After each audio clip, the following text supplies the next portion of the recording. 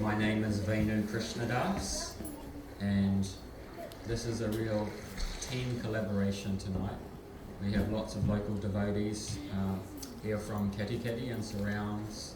We have our dear brother on the sounds joining us, Damodar, with lovely vocals and drumming. Please raise your hand if this is new to you, this mantra meditation. Please raise your hand if you are not familiar with these personalities behind me in the pictures.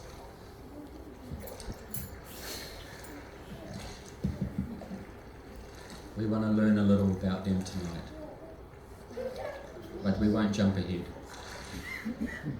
So tonight will be more of a meditative journey. So there'll be some storytelling, and in the background of that storytelling there will be a soundscape to help you enter deeper into the journey. And throughout that journey we shall take some break and immerse ourselves in the divine names. So I invite you now to just sit up nice and tall and relax your shoulders. Relax your hands, relax the face, and soften the lips. And take a few deep breaths in and out.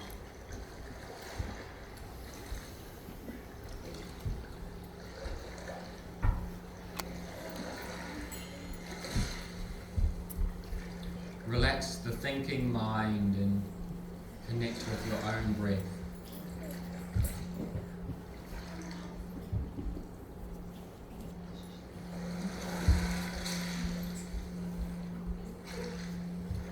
Lengthen the exhale and draw the lower belly all the way in at the bottom of the breath.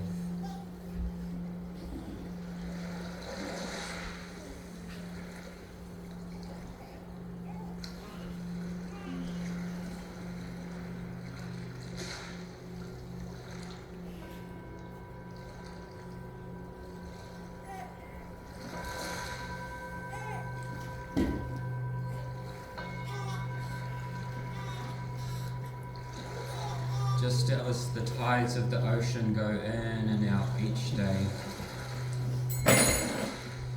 Inhale in, exhale out. Just as the moon waxes and wanes.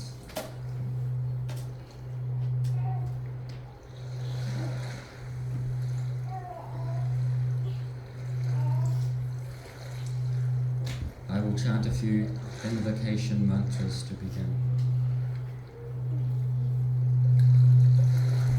Om Jnanatimidandasya Jnanandana Salakaya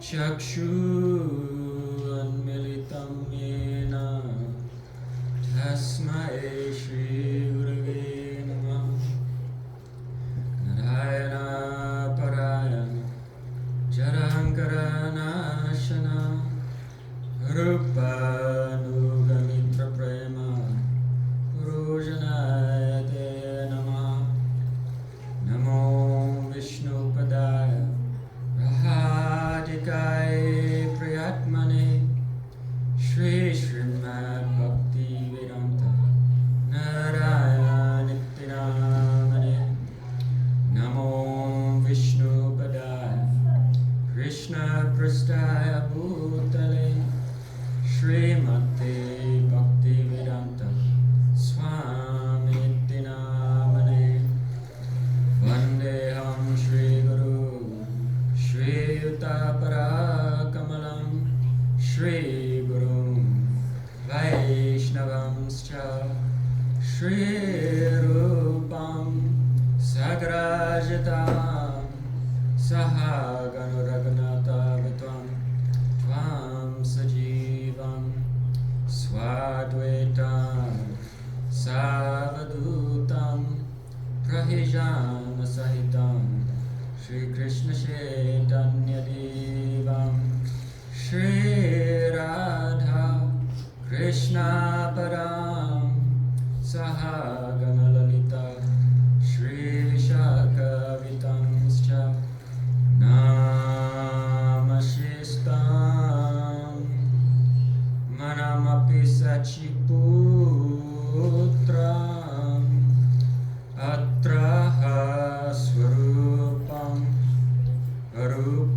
tasyasham Guru Parimaturim Gostavatam Radha Kundam Givaramo Rahadika Maravasam Prapto Yasya Pratita Kripaya Shri Guru Tam Natosmi Tvayasmi Najivami Tvaya Vina Iti Vignaya Devi Tam Nayamam Sharanandikam.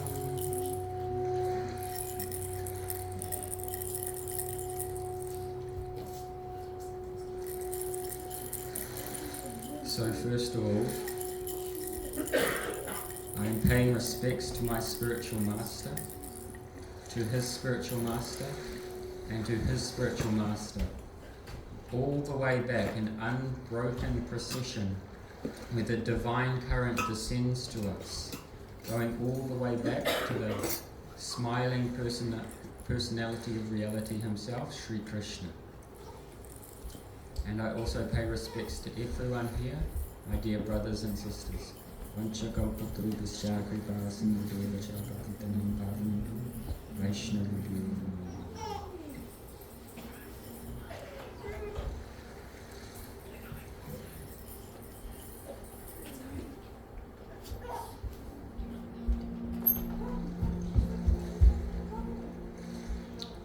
So I want to start with a couple of quotes.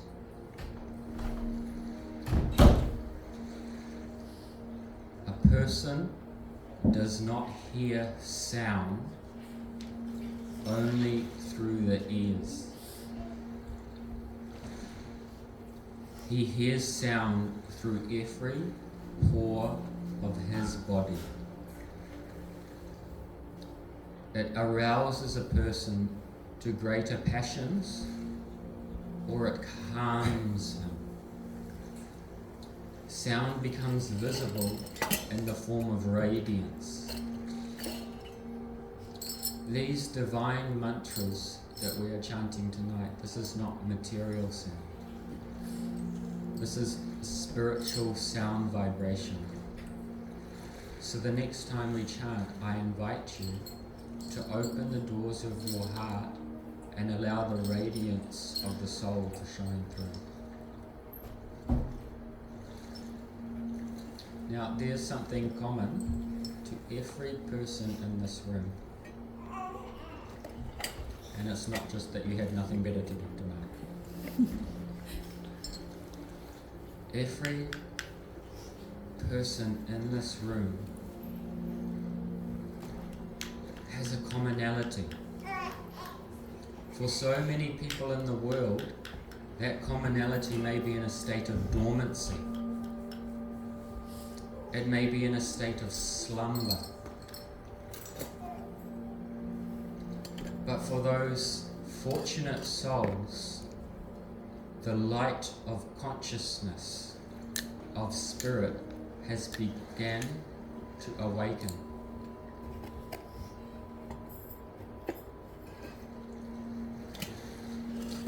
For some, it may be just starting to bud, like a seed emerging through the soil.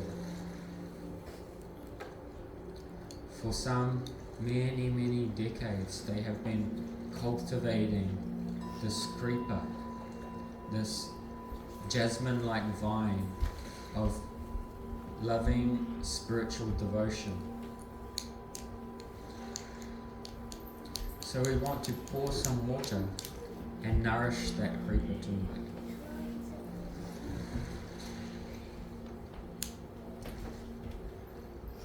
For when spirit wakes up, this is really the start of our human life.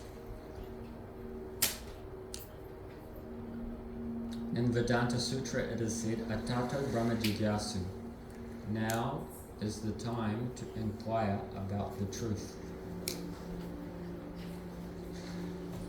This human life is meant for more than just eating nice food,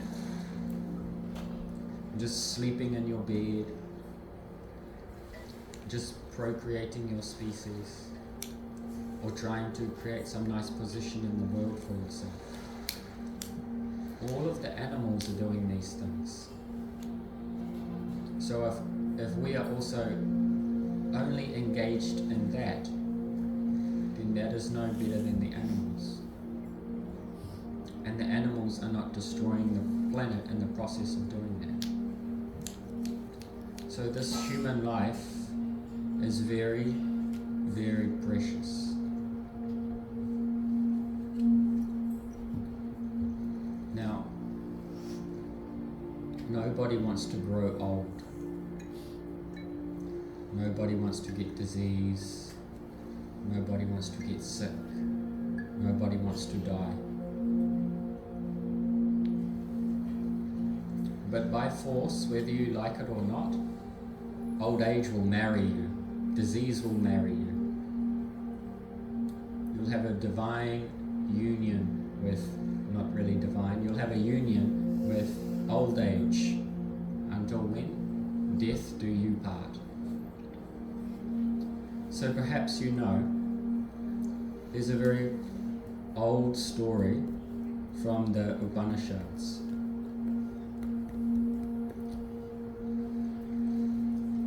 One day, there was one man, and his name was Vajrasara. And perhaps if you've been to India, even today the Brahmin priests, they are engaged in so many yajnas, fire sacrifices. And you can go to India and they are sitting around the fire and they are chanting so many mantras, offering oblations into the fire. Om Prajapati Vishnu Rishi Gayatri Chandra Vinyoga Swaha, offering ghee and so many different herbs into the fire. So this Vajrasara, he was doing one yajna, and he had one son.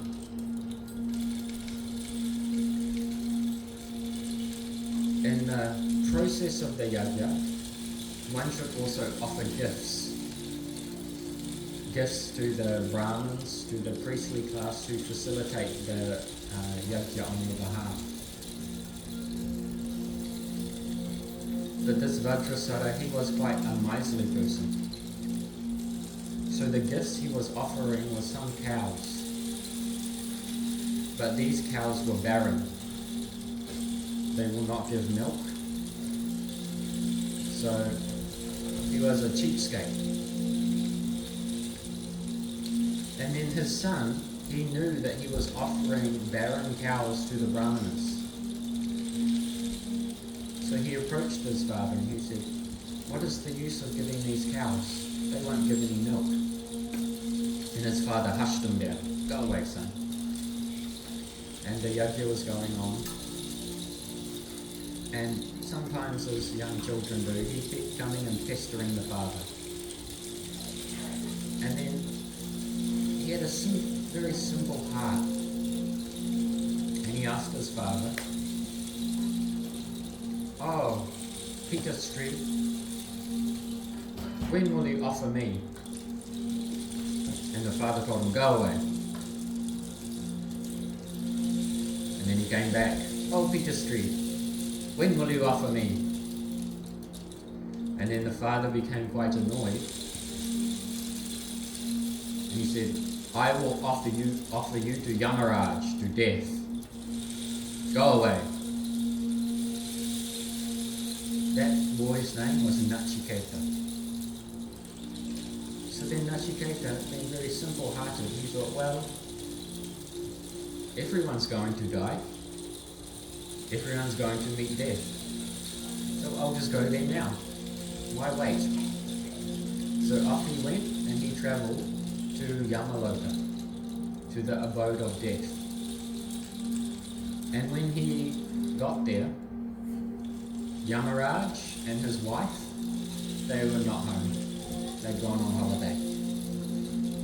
So Nachiketa, he sat by the door and he waited. One day, 2 days, 3 days. And then along came Mr. and Mrs. Yamaraj, the god of death. And then when Mrs. Yamaraj, she saw that that young boy had been waiting 3 days and they had not been able to offer any hospitality, then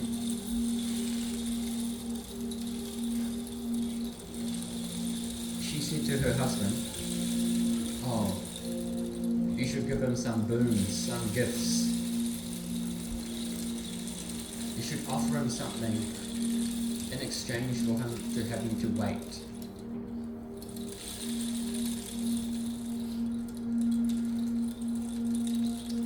So then Yamaraj, he said to young Nachiketa,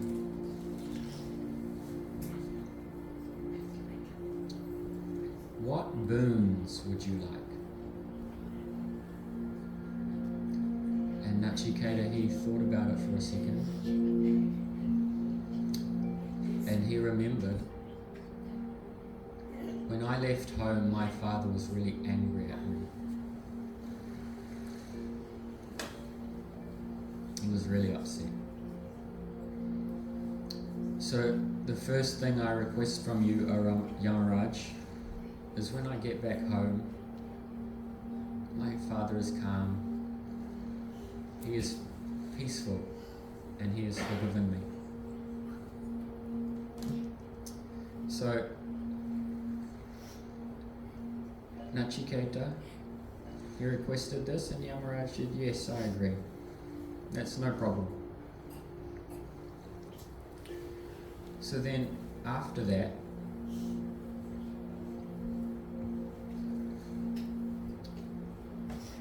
Nachiketa, he thought about, what else can I request from my father? Just think about it. If you had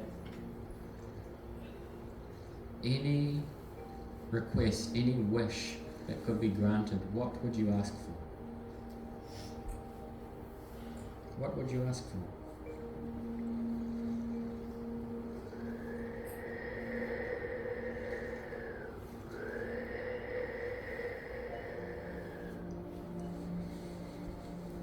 So then, Nachiketa, he was thinking about it. What should I ask for my second boon?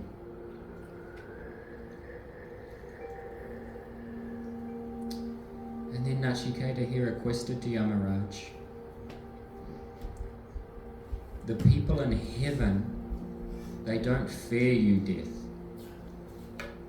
They are not subject to hunger or to thirst. They have no insufficiency.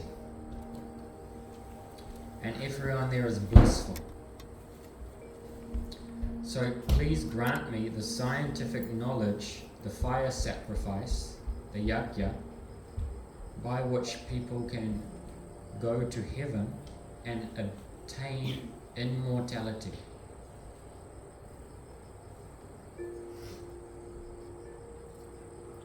So from that day, that yajna was named after Nachiketa. But an interesting point here in the Vedic cosmology of the universe, heaven, Swarga, it is not in the spiritual world. And the question may come, why is that?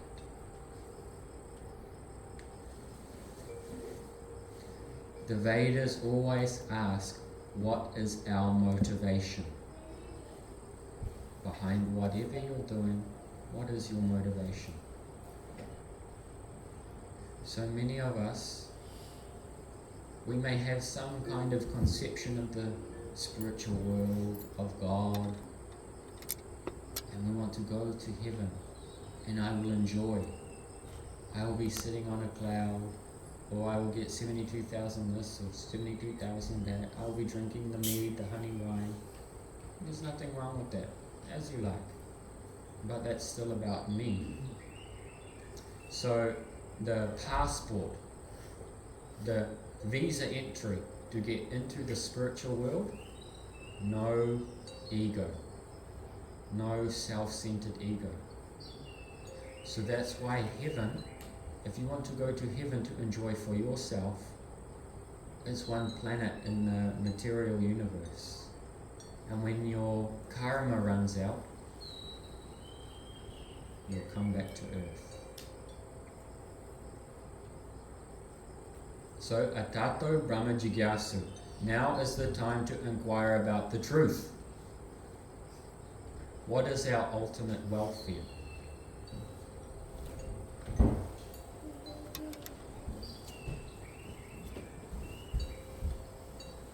Since time without beginning,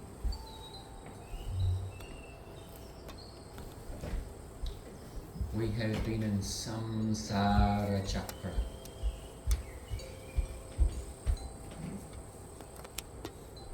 The endless cycle of birth and death, transmigrating from one body to the next, to the next, to the next, in accordance with our karma and our desire.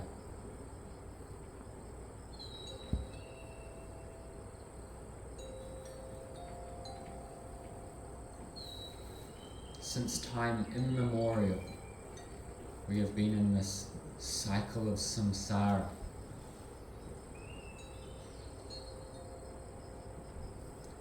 So the ultimate welfare is to free ourselves and others from this cycle, because this is not our true home.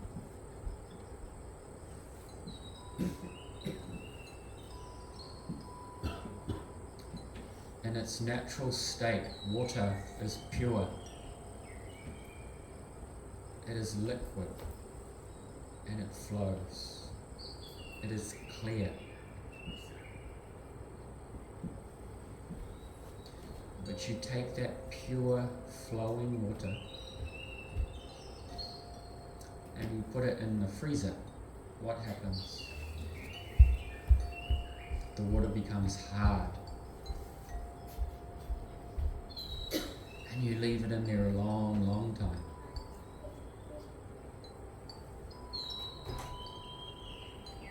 So that water turning into ice, this is vikar, this is a transformation. And because it has been in the freezer for so long, that state of acquired nature, it's nisarga.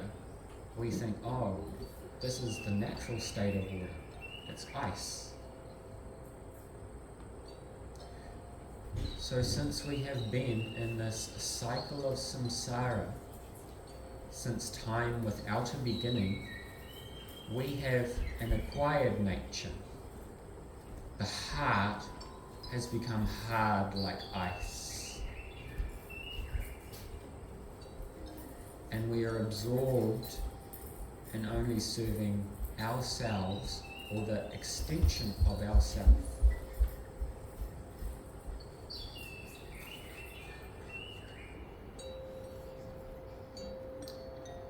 But just like the water, you take the ice and you put it in the sun. What happens? It begins to thaw. And it returns to its natural state.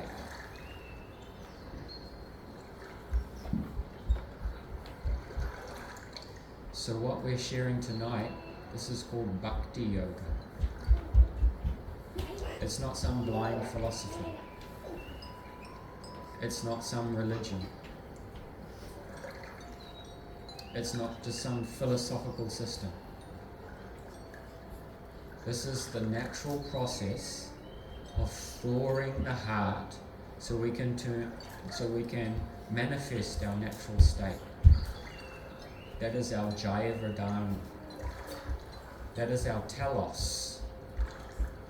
That is our teleological purpose. to be situated in our natural state, in a loving relationship and a loving reciprocation with reality.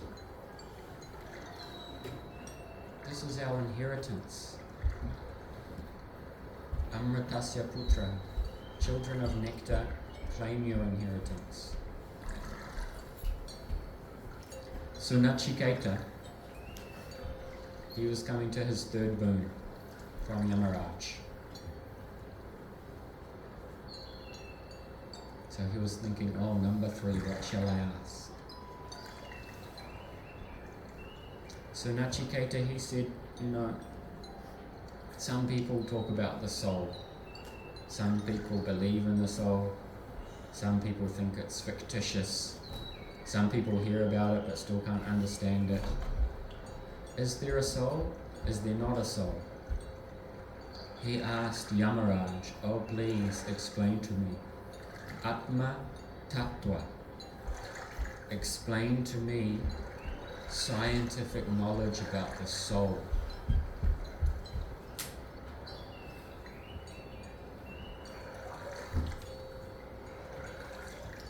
For many people, one's true self, who and what they really are, we don't think about it so deeply. It may simply be an unfinished thought floating in space. So Nachiketa, he was asking, oh Yamaraj, please explain to me Atma Tattva. I want to know about the soul. This is inquiry. This is human life.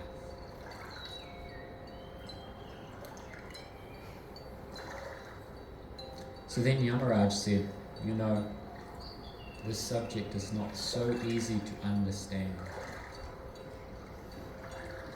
There are many religious books, and they may refer to something about the soul, something about spirit. But it can often be very vague, undefined. In chapter 2 of Bhagavad Gita, the Song of God, it is wisdom for all of humankind. It wasn't spoken for Indians, it wasn't spoken for Hindus, it was spoken for all of mankind. In chapter 2, Sri Krishna, he has given scientific knowledge of the soul, of who you are. You are not this body, you are not your mind, you are not the thoughts in your mind. Have you ever noticed that your mind is giving a commentary to everything? Just like, there's a sports game and they're narrating it on the radio and they have the commentators and they're saying what's going on the field. So our mind is like that, constantly giving a commentary to everything that's happening around us. And often this commentary is completely ludicrous. Just see for yourself right now. Your mind is giving a commentary. Oh, this is so boring, I gotta go on this Wednesday. La la la. The mind's always giving a commentary. And when we're lost in the oscillating waves of the mind, you cannot understand who and what you are. Because the pure mind is like a calm lake. But all these swirling oscillations in the mind is like dropping stones in the lake, and then the ripples come. And when the surface of the lake is distorted, you cannot see your reflection. But when the lake of the mind is clear, then you can understand, oh, I am spirit soul. I may currently have a female body, a male body, etc., but I am eternal, immortal soul. Krishna says that soul cannot be drowned by water. cannot be burnt by fire. It cannot be withered by the wind. You are eternal Atma. So, Yamaraj said to Nachiketa, you know, it's not easy to understand this Atma Tattva. You should just give up. I'll tell you what, I'll give you some gold. I'll give you some chariots with many horses. I'll give you some very beautiful woman. Just imagine if we had someone at the door, don't come in tonight, I'll give you some gold. I'll give you a new car, give you a house. How full would the room be? The great way is easy, yet people prefer the side paths. So we get so distracted chasing the temporary, ephemeral objects of this world, like castles in the sand. Everything here is temporary. This world is temporary. The sun will burn out. Everything will be reduced to dust. So how is it we have this desire? I want something that will last. I want lasting happiness. I want lasting peace. I want lasting bliss. From where does that come? Because if we look around, everything is temporary. We have had zero experience of anything that lasts. So from where is that desire coming? T.S. Eliot, he says, this is a sign of my eternality. That desire is coming from the soul. Because the soul is eternal, and the soul longs for eternal happiness, eternal satisfaction. But it cannot be found on this plane. But yet the desire is there in all of us. So we go chasing these ephemeral things, a new car, money, house, all this, never quite reaching satisfaction. Of course you can have beautiful experiences, don't get me wrong, but it will never satiate the yearning of the soul. So Yamaraj, he tried to tempt Nachiketa in so many ways. But Nachiketa, he said, money, wealth, none of this can satisfy anyone permanently.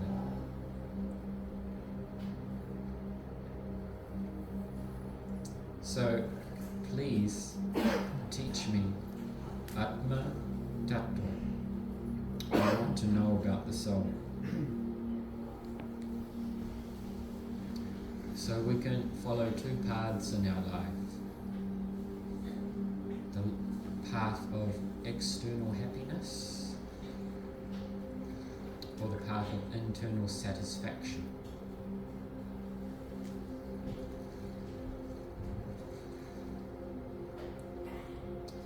The modern education system promotes just chasing temporary happiness. But ironically, the more we pursue that path, the more unhappy the majority of the world becomes. And the more polluted, the more destruction we bring. And the cultures that endure are the ones that have spirituality, that have God in the center. This is the internal path of auspiciousness.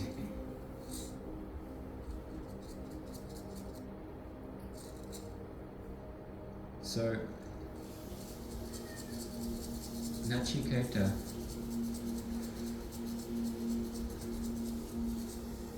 he shares with us something very valuable.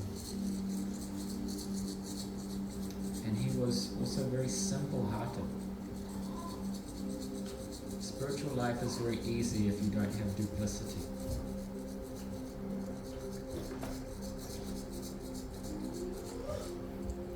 He also teaches us about forgiveness with the firstborn of his father. His father to be peaceful and content.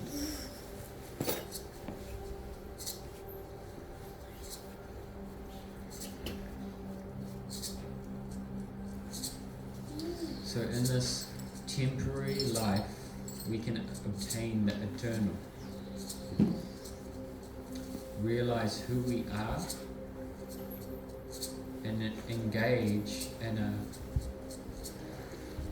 loving relationship with reality. But we need some guidance. Just like Nachiketa, he approached Yamaraj. Yamaraj is one of the 12 Mahajans. He knows the secrets of Dharma.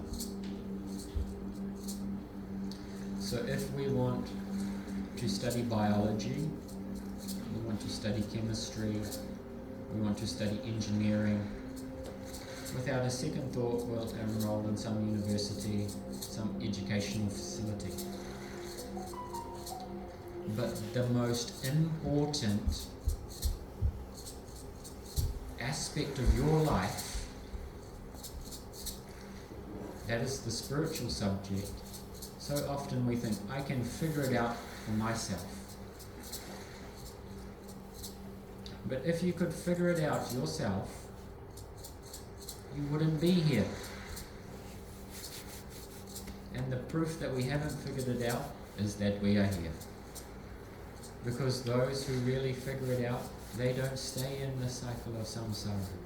Because this is like one prison house, one place of rectification. This is like one school. So we should try taking a curriculum. So for the most important subject matter, it is absolutely necessity to have a guide, to have a teacher. In Sanskrit that is called Guru. Guru removes the darkness of our material vision, andhakara.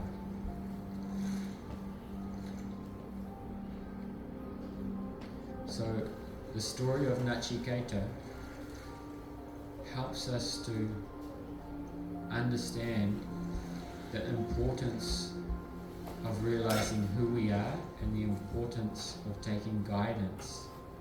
Because if you are bound and your hands are tied behind your back, you cannot untie yourself. It doesn't matter how much PhD you have, it doesn't matter how much money you have in the bank, your hands will still be bound. And you can be bound with golden chains, silver chains, iron chains, a diamond necklace, but you will still be bound. But if one person comes along whose hands are free, very easily they can untie you. This is Gurudev. Guru unties our hands, so we can also be free. That is free to love and claim that inheritance. So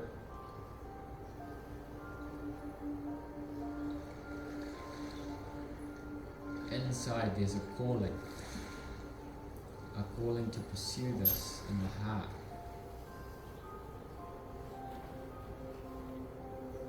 You know, Mirabai, she has one poem. Nothing is really mine except Krishna. O my parents, I have searched the world and found nothing worthy of love. Hence I am a stranger amidst my kinfolk, and an exile from their company.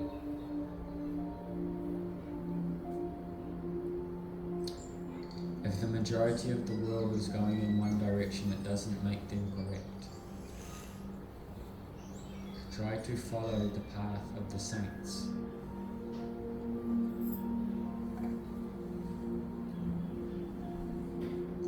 So, the entire reality, including our life, it's like a symphony.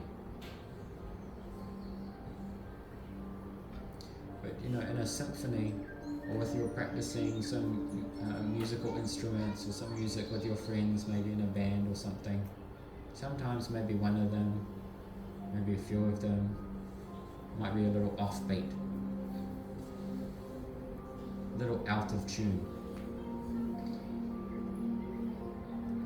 So, when that heart becomes hard like ice, it's because we're a little out of tune with reality. We're a little out of pace with the symphony. If someone has some bad quality, they have some fault,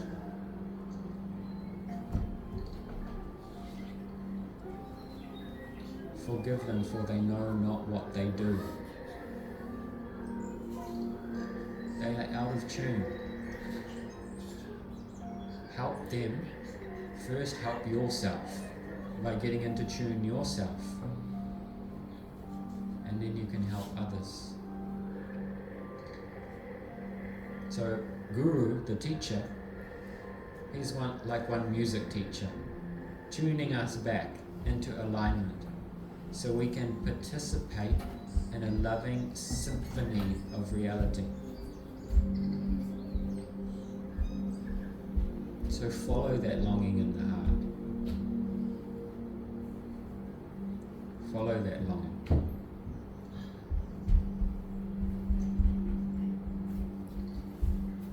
So here we are, Tauranga, Mount Maunganui.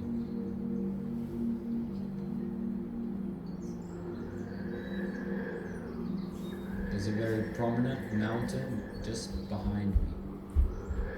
We're at the feet of that mountain. And a long time ago, that mountain had no name. And he was inland from here.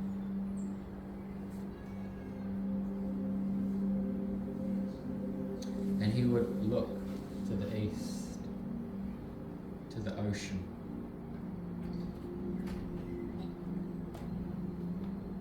And also in his glance, there was one lovely mountain that caught his eye, Pūwhenua.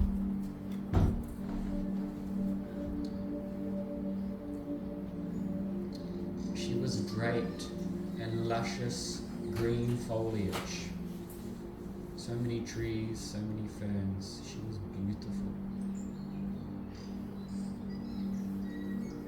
The nameless mountain, he became smitten with her.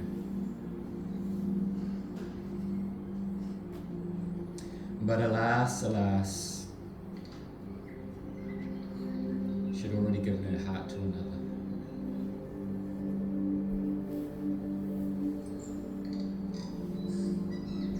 She was already in love with Otane Wainuku, the chief amongst all the peaks of the area.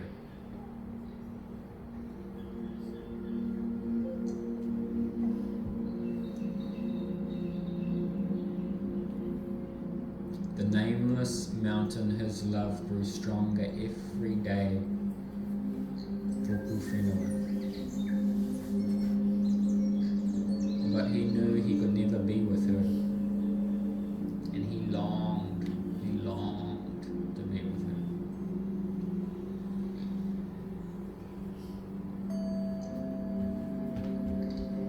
So the day came where he couldn't stand it anymore.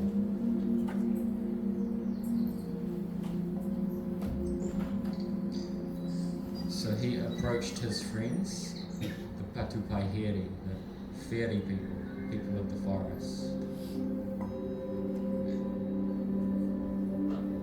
And he said, "Oh, my dear brothers, this longing is burning in my heart like a fire.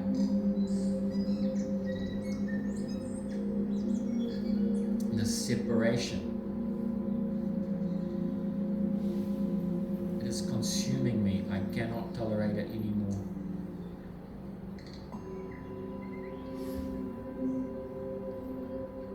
want to throw myself into the ocean.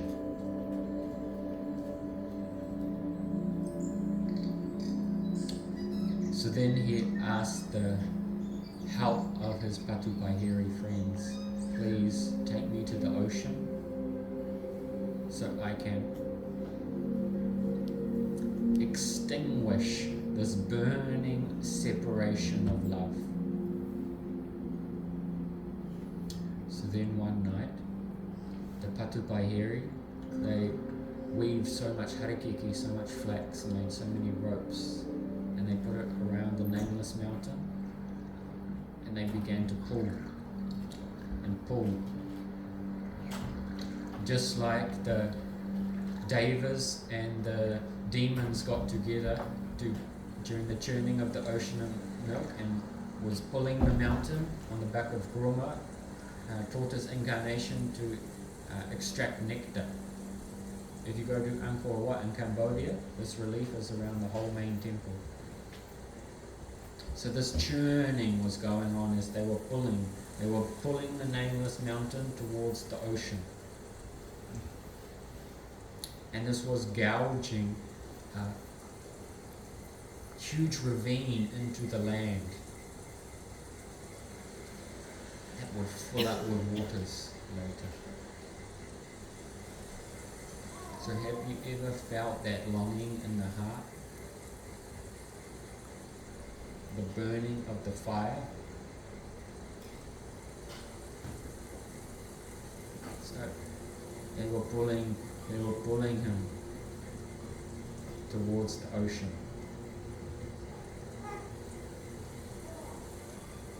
And they were singing as they were pulling him.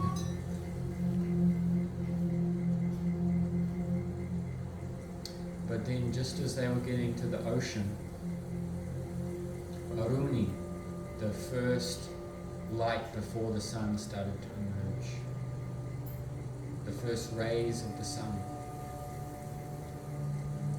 The Patupahiri were so busy they didn't notice, and the sun started to rise.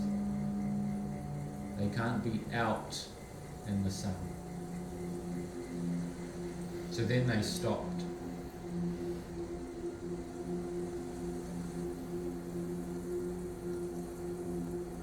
And still, to this day, he is there.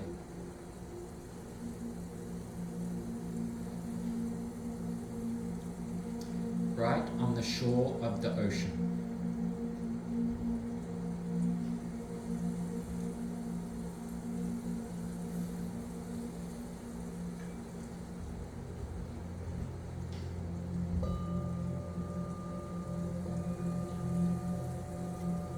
Caught by the dawn.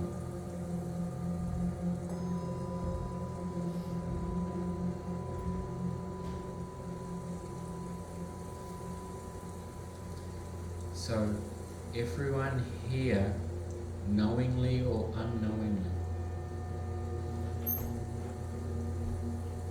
there is a longing in the heart, and we should follow that longing.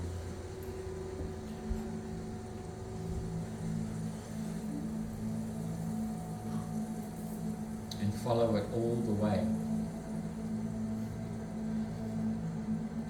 And let the separation burn through all of your impurities, all your karmas. And you will not be checked at the ocean.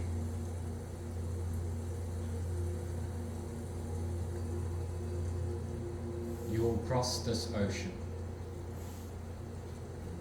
What is that ocean? It is the ocean of samsara, of birth and death, which is insurmountable. You cannot cross it by your own effort. But if you surrender to the smiling face, the personality of reality, Saint Bernard of the 13th century Christian mystic, he has a very beautiful prayer, and he says, "O Supreme Lord, please remove your shining white light so I can see your smiling face. The divine is not some formless, abstract, empty space. Reality is a person. And that person is all attractive. And all of existence, one name for existence in Sanskrit is Krish. And all of Krish and all of existence, there's one being who's most beautiful and full of joy, Nanda, Krishna.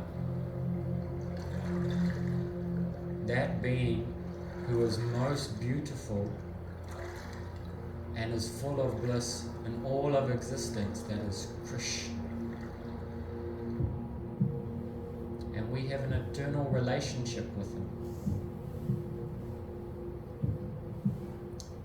So this is the telos of our human life, is to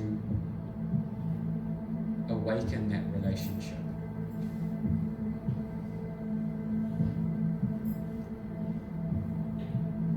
So here's another poem from Mirabai.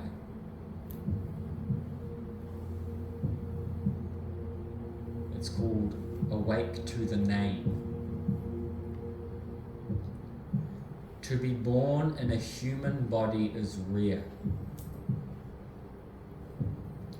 Don't throw away the reward of your past good deeds, because we're very fortunate to have this current body that we have. Life passes in an instant. Death can come at any time. The leaf doesn't go back to the branch. The ocean of rebirth sweeps all beings hard, pulls them into its cold, running, fierce, implacable currents. My Lord, your name is the Raft, the one safe passage over. Take me quickly.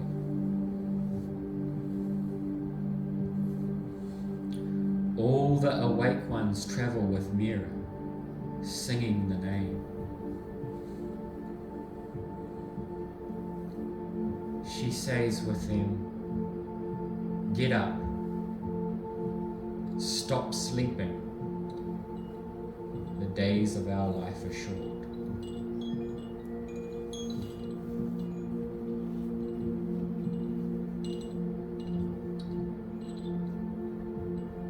So let's take this opportunity to immerse ourselves in that holy name.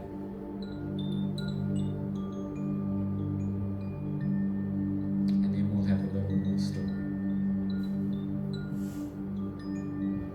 So open your heart.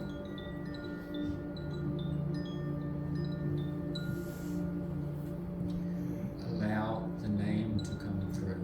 Put your mind in the mantra and the mantra in your mind till they become fused together and there's only the mantra remaining. The divine, the attractive one, is non-different from his name. He is his name. Be immersed.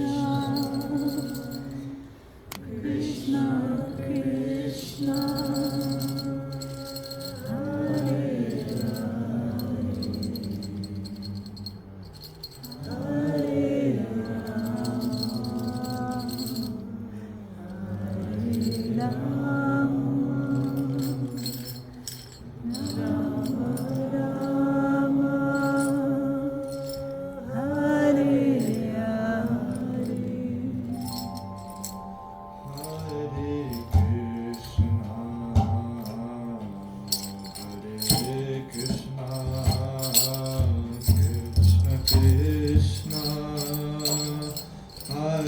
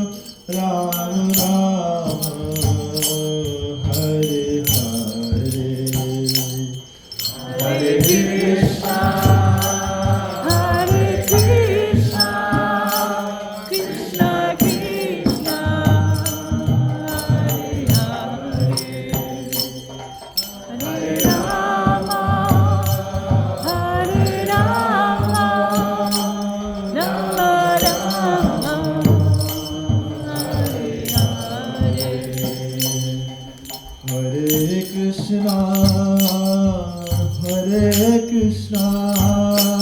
Krishna Krishna, Hare Hare,